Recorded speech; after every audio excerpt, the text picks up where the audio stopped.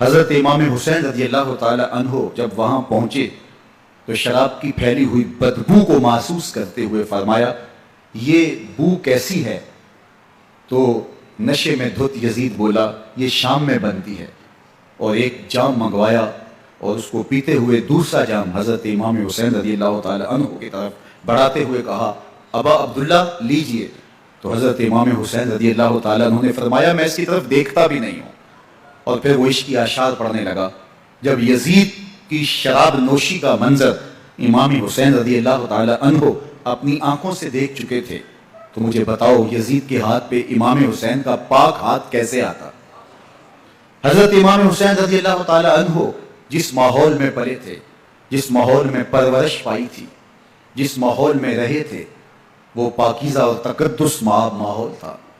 اور یزید کبھی اطراف دمشق میں، کبھی غوطہ میں، کبھی الخضرہ محل میں، اور کبھی کہاں اور کبھی کہاں داد عیش دیتا رہا اور لہو و لعب کے اندر مصروف رہا، اور اس کی زندگی ان چیزوں سے عبارت تھی۔ وہ محرمات کو حلال قرار دیتا، شراب نوشی اس کی ہڈیوں میں رچی ہوئی تھی، اور شریعت بیضا کا مذاق اڑایا کرتا۔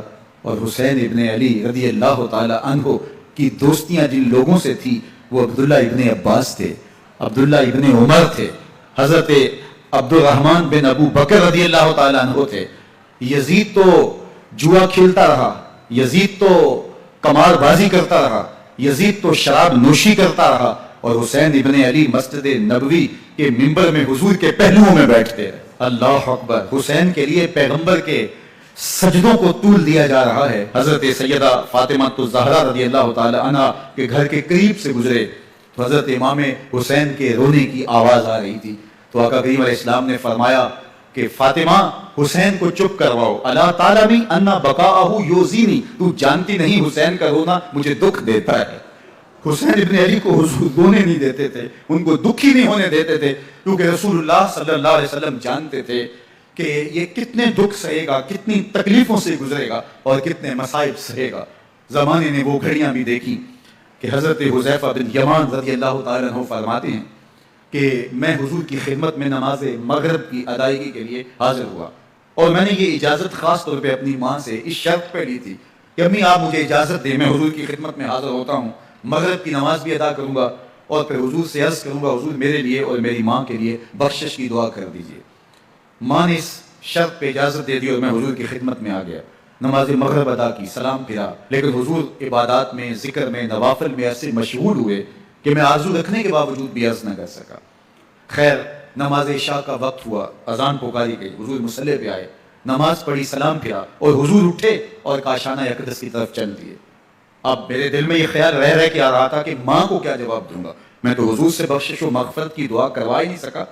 جب حضور چل پڑے تو غیر ارادی طور پہ میں بھی حضور کے پیچھے چل پڑا، تو حضور نے رخ پھیرے بغیر فرمایا من ھذا، میرے پیچھے پیچھے کون آ رہا ہے؟ پھر خود ہی کہا حذیفہ تو نہیں؟ تو میرا دل دھڑک رہا تھا، قلت نعم، میں نے کہا جی حضور میں حذیفہ ہوں۔ فرمایا ما حاجتک غفر اللہ لک ولامک، کیا کام ہے؟ اللہ تجھے بھی بخش دے، تیری ماں کو بھی بخش دے۔ اب جو کام تھا وہ جنبش لب سے پہلے ہی ہو گیا، یہاں تو لفظوں کا سہارا بھی نہیں لینا پڑتا، وہ بند لبوں کی بولیاں بھی سنتے ہیں۔ اقبال بولا ہے فروغت صبح آثار و ظہور، چشم تو بینندائے ما فی الصدور، تیری نظر تو سینوں کے چھپے راز بھی دیکھتی۔ تو کہا ما حاجتوں کا غفر اللہ لک ولامک، اللہ تجھے بخش دے، تیری ماں کی بھی مغفرت کر دے، کیا کام ہے؟ اب جو کام تھا وہ تو ہو گیا۔ تو میرے حضور نے ارشاد فرمایا حذیفہ سنو، ابھی ایک فرشتہ آیا ہے جو اس سے قبل دھرتی پر پہلے کبھی نہیں آیا، آج پہلی مرتبہ اللہ سے اجازت لے کے دو کام کرنے آیا ہے۔ ایک تو